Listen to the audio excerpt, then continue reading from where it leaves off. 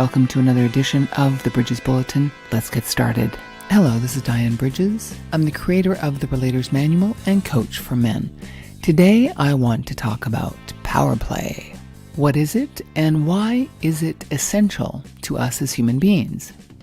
Now, part of power play is trying to get one up on other people, which means some people like to put other people down. And that has everything to do with power, and power is energy. I believe power play is inherent to the human condition, and we all have experienced it. And if power can be expressed as energy at its most basic form, then the more energy we have, the more powerful we can be. We need energy to move through the world and to think and to follow through on goals and work and all that good stuff. So power has a lot to do with how much energy you have. Everyone has the experience of some type of power play because everyone starts off as a tiny little human being with other adults around them. So even as babies, we figure out, how do you get power? You're hungry or you're tired or you start to fuss and you start to cry. Someone will come over and pay attention to you. Or if you laugh and giggle, again, somebody comes over and pays attention to you. Gives you something, gives you their attention and their time and their energy. And if energy is power, that's what all human beings are looking for and need.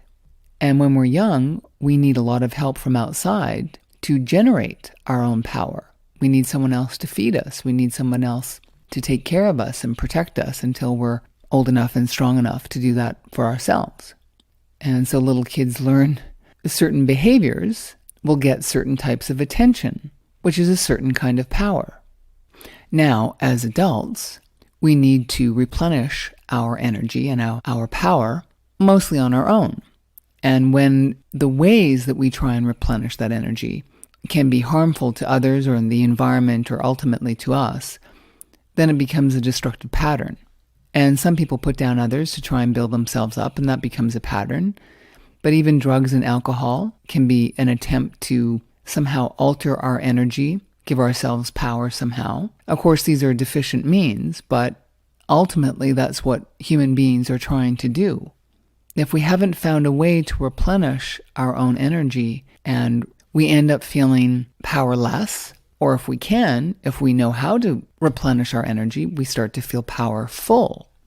So paying attention to that, knowing what types of activities give you enthusiasm, that get you excited and make you feel better after you're doing them, or the types of people that you like to hang around with that give you energy and make you laugh and make you happier. These are ways of having more energy and therefore more power. And that moves us forward to a bigger and stronger and more powerful life. Probably one of the biggest ways that human beings feel either powerless or powerful is how they interpret the successes and the failures in their lives. Everybody, every day, has some type of success or failure. And how we think about that on a daily basis, on a regular basis, will determine, to a large extent, how much more powerful we will become as we move forward, or how much more powerless we will become as we move forward. And you can see this as people move forward in their lives and they get older. They wear their failures like some type of cloak or shawl. And now even the smallest things start to weigh them down more and more.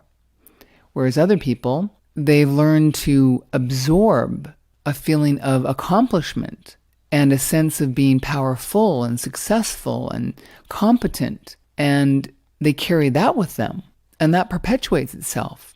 Energy attracts energy. And so the more successful you feel, the more power you have, the more energy you have.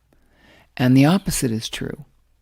Of course, I'm oversimplifying this, and it's not necessarily easy, but broken down into the most basic of terms, this is what it means to be powerful or powerless.